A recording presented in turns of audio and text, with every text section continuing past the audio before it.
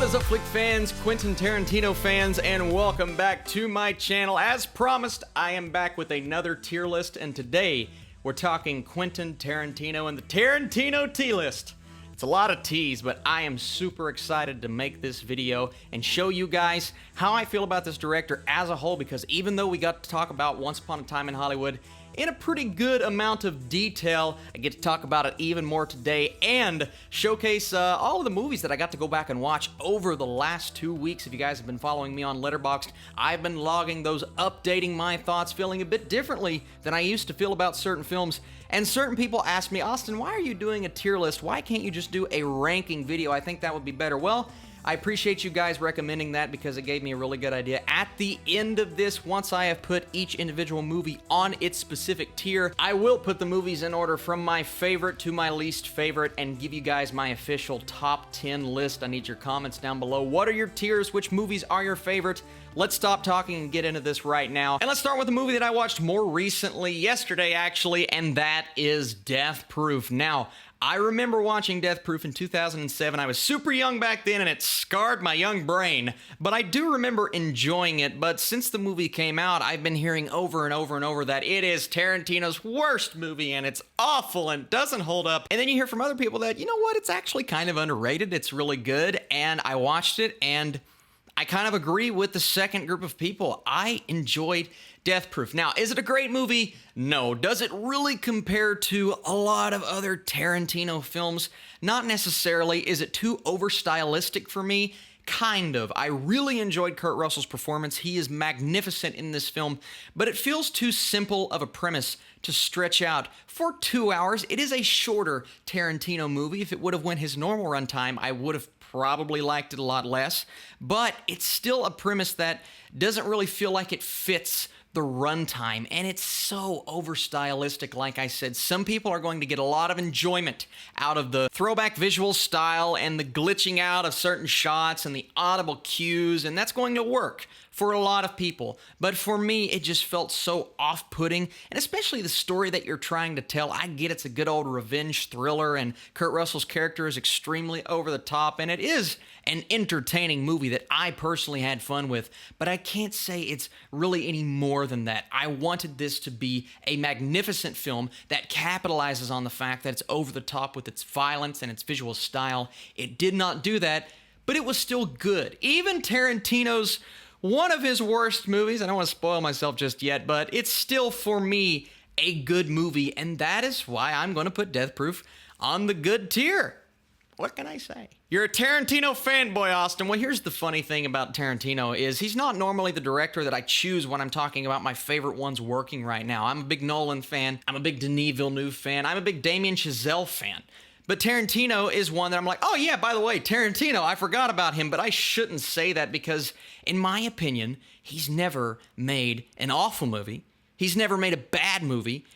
And he's never even really made a meh movie. Why do I have these other tiers on the list? Well, that was to throw you off at the beginning of the video, but I'm going to spoil myself and say I just think all of his movies, even his worst, still good. And next up, I have Django Unchained, and my goodness, what a thrill ride this was back in 2012 for me in the theater. It's one of my favorite movies of that year. It's one of my favorite movies in Tarantino's catalog of greatness and, not greatness, awesomeness. I'm going to spoil myself and place Django Unchained on the awesome tier. Just monumentally fantastic character development. One of the more stylistic movies he has made, and not the same style as Death Proof. I think it works better in this film. A lot of blood.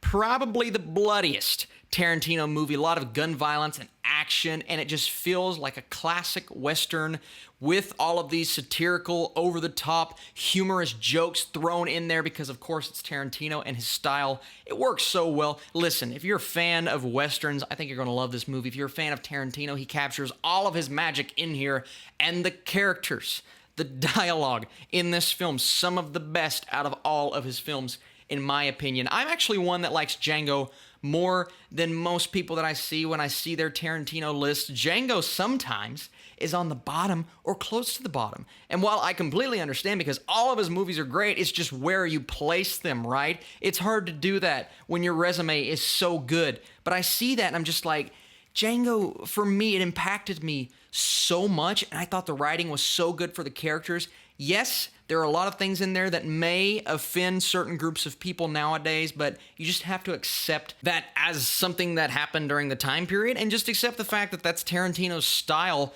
And then the acting. I mean, you have Leonardo DiCaprio, Christoph Waltz, who gives one of my favorite performances of all time in that movie, of all time. Jamie Foxx, who is great in the film. And then Samuel L. Jackson, who's, he pops up all the time in Tarantino's movies, but once again, killing it in the role. I feel like he never gets looked at. Well, one, because that year the supporting actor roles went to Leo and Christoph Waltz, but it's like, oh, Samuel L. Jackson, he's doing a great job again. The Academy is always passing him up, guys. Everything about this movie works for me. I'm going to stop talking about it because I'm sure it's annoying, but Django Unchained is on the awesome tier. And then we come to the Hateful Eight. And this is a movie that I watched most of it, and then I didn't get to finish the last 30 minutes of the movie when it first came out, so I didn't do any reviews or anything for it, and I was a bit late on it. Finally went back a couple of days ago, watched the entire movie again, and I really enjoyed myself. I didn't expect to enjoy myself this much because I'm going to be honest, the first time I watched it, I'm like, yeah, it's a little slow, it's entertaining, but are the final few scenes going to provide the payoff that I need to complete this as a whodunit, intense, Western, once again, story that just vibes with me and sticks with me? I think it did. And I think I like The Hateful Eight more than I thought I was going to enjoy it, and more than some others do. Once again, it's okay if you have it towards the bottom of your Tarantino list because they're all so good. But The Hateful Eight, for me, is a great movie. And that's why I'm going to put it on the great tier. If you would have asked me this a week ago, I would have said, well, I'll probably think it's okay or good at the most. I thought it was great, man. I really enjoyed myself watching that film. Next up is Inglourious Basterds. I've seen this movie 3 or 4 times now, and every time I watch it, I just appreciate it more. This is storytelling 101 for me. I think the way that the story is told, the way that everything is edited together by that incredible cast and crew, well, by the crew that edits the movie together, by everyone involved, though.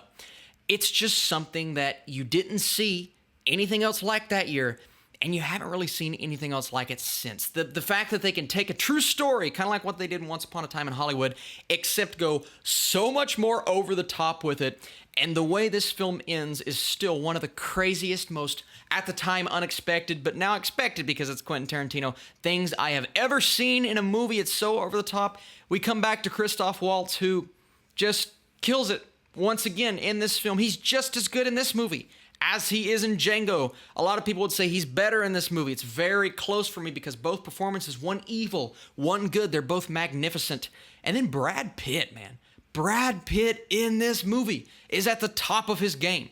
Everyone, they are at the top of their game. The violence is just super entertaining, and the story, it all comes together, and you're horrified the entire time for these people because of the regime that they're under. And Tarantino goes all Tarantino at the end, and it is thoroughly awesome, and it's going on the awesome tier. I can't help myself. Another movie of Tarantino's that just blew me away. It's one of the better movies of that year.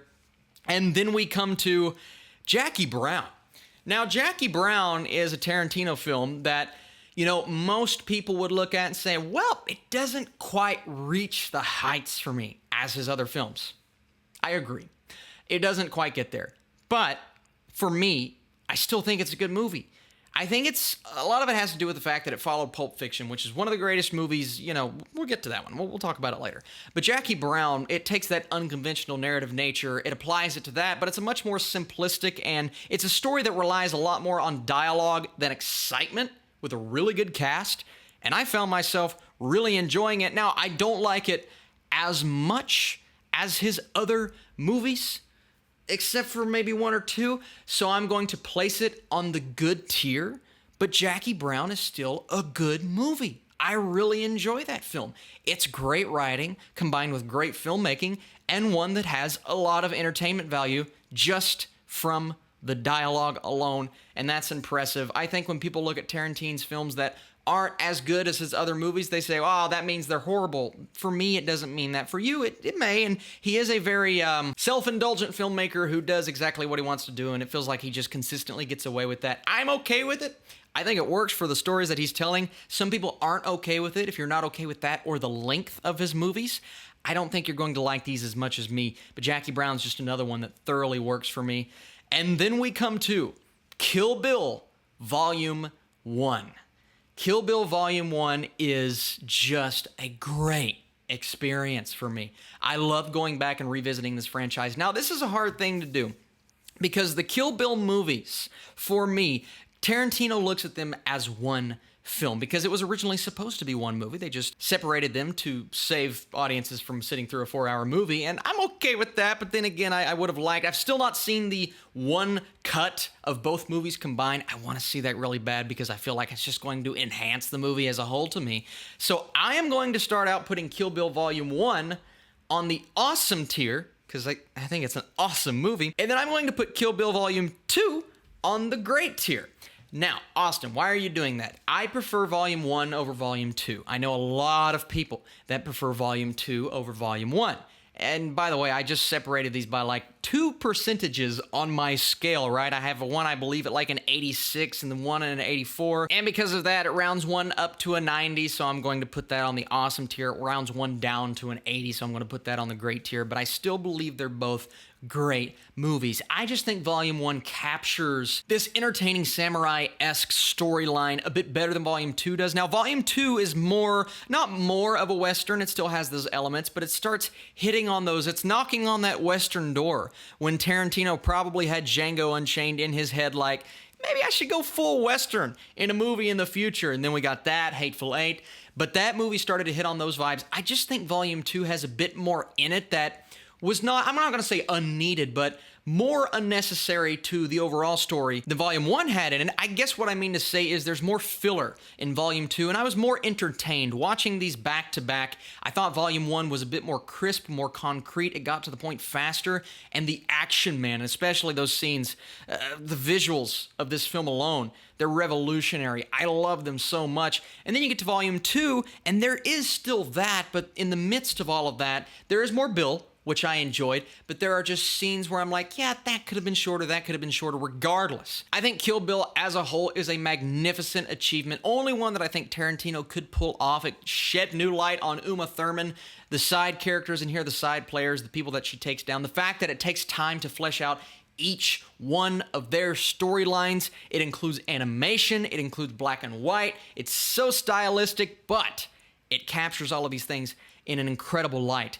And both Kill Bills are great. Okay, next up is Pulp Fiction. Let's get it out of the way. I mean, you guys know where this is going. Pulp Fiction, a classic, one of the best movies, and pretty much everyone's opinions ever made. Now, is it my personal favorite Tarantino film? Spoilers? No. But I'm not going to deny the fact that it is probably his most well-made movie. It's probably his most narratively coherent film. It really did change the game. The fact that this didn't win Best Picture is it hurts my soul a little bit. I mean, Tarantino just did everything he needed to do right in this movie. The dialogue is monumentally incredible. He brought John Travolta's career back to life, and then it died again like 20 years later, but he brought it back to life back then. Samuel L. Jackson is incredible. Bruce Willis gives a magnificent performance in this movie. Everyone is on point. Everyone. Even Tarantino, his scene, his dialogue's great. He's great in the movie. Everyone is awesome in this film, and the story, the unconventional structure, the unconventional nature of the storytelling, the fact that it's told out of order. The first time I watched it, I'm like, what the heck is going on? And then I watched it again and again and again, and Pulp Fiction is just one of those that resonates with you. I understand it's why probably 90% of everyone's favorite Tarantino movie. I think it's awesome. One of the best movies of that structure ever told, and I'm going to put it on that tier because it deserves to be on that tier. You know what? You know what else deserves to be on that tier, in my opinion? It's Reservoir Dogs. I mean, Reservoir Dogs, going back and watching this, it's so different from anything else that came out at the time. I loved the whodunit storyline once again. It kind of reminded me of the Hateful Eight. Well, I guess the Hateful Eight reminded me of that. But the characters, I mean, Mr. Blue, Mr. Pink, you guys know it. You've seen the movie before. It's all about the characters and the stuck in the middle with you. That scene in the movie will stick with me forever. I mean, it's one of the best scenes ever. Reservoir Dogs tells the story that it needs to tell, that it has to tell, surprises the audience, the twists and turns along the way, especially towards the end. And all it is really, for the majority of the film, is a movie that takes place in a few different rooms. And it's just dialogue. But it's dialogue that is so monumentally incredible, and another movie, in my opinion, that was completely underrated at the time. Now it's looked back upon, and it's Reservoir Dogs. Awesome. Deserves to be on the awesome tier. And while it's not my personal favorite Tarantino movie, it's still one that I think deserves to be looked at and respected. If you haven't watched Reservoir Dogs, I recommend this movie right now. Start there. One, because it was his first movie, and two, because I think that's where everyone needs to start. Tarantino dominated the 1990s, and this was the first one to come about. Then we come to Once Upon a Time in Hollywood, the reason why we were doing this list, and I don't know how many people would do what I'm about to do, just because it's so recent and you have to have time to process a movie of this nature, especially one that's 3 hours, and rewatch is always going to slightly tweak an opinion, and if it doesn't, then that means you got it exactly right the first time. But I can't tell you how many times I've rewatched a movie and said, well, I like it maybe a bit less than I did the first time, or maybe a bit more. I've never drastically changed my opinion, but after a first time watch, I'm putting Once Upon a Time in Hollywood on the awesome tier. And there you go, guys, the most lopsided tier list you're ever going to see. We might as well not even have the okay, the meh, the bad, the awful, because Tarantino, man, consistent, he delivers. And let's talk about Once Upon a Time in Hollywood really quick. I loved the concept, flashing us back to 1960s, capturing that time period magnificently with beautiful filmmaking, monumental cinematography, one of the best scores and color-corrected movies I've seen all year, and it's just so different. I said this at the end of my review yesterday, so different from anything else we're getting in 2019. And just the narrative and the way that they tell this story, telling all of these different stories happening. You have Sharon Tate, what's happening with Margot Robbie's character. You have this friendship between Pitt and Leo, and both of them are just every single scene giving an Oscar-worthy performance. And then you have the Charles Manson side of things and this stuff happening in the background. You think they're going to combine and crash into this big, monumentally crazy over-the-top, and there are over-the-top elements to this movie, absolutely, but it doesn't go the way that you're anticipating. And because of that, I think Once Upon a Time in Hollywood is surprising. It's captivating. There is a very long lull in the middle of this movie where it gets slow, and you kind of like, all right, let's move this along. I didn't lose interest completely, but I wanted to see where we were going. And then once things start to pick back up, I was on board again. Loved my experience in the theater. Loved being with this. And it's just a showcase of writing, acting, and directing. That's what I love about filmmaking. And that's why I'm putting Once Upon a Time in Hollywood on the awesome tier. All right, let's rank these movies. Now, how I'm going to do this, I'm going to keep them exactly where they are, and I'm just going to switch things up on that tier list. And let's start at the bottom. And my number 10 Tarantino movie is Death Proof, so it's looking like it's in the right spot so far. My number 9 is Jackie Brown. We are where we are supposed to be so far. At number 8 is not Kill Bill Volume 2. It is actually The Hateful Eight. So we have 10, 9, 8. Kill Bill Volume 2 comes in at number 7. At number 6 is not Once Upon a Time in Hollywood. It is actually Kill Bill Volume 1. Once again, just because it's number 6, I still love the movie. I think it's awesome, but I had to put it at that spot on my list just because the movies above it I resonate with a tad bit more. Next up is Reservoir Dogs. I'm putting Reservoir Dogs at number 5. At number 4, as of right now, I am keeping Once Upon a Time in Hollywood at that spot. Like I said, there is a possibility that could change upon rewatch, but I thoroughly loved this movie. Then we get to number 3, and I am placing Inglourious Basterds at number 3, one of my favorite movies of that decade, and it's number 3 on this list. I mean, Tarantino, he's just a mastermind. Number 2 is going to stay the way it is because Pulp Fiction is number 2 on my list, and then number 1, my favorite Quentin Tarantino movie. Going a bit off kilter for this pick because I don't know how many people would have Django at number 1, but like I said, guys, Django just resonates with me more.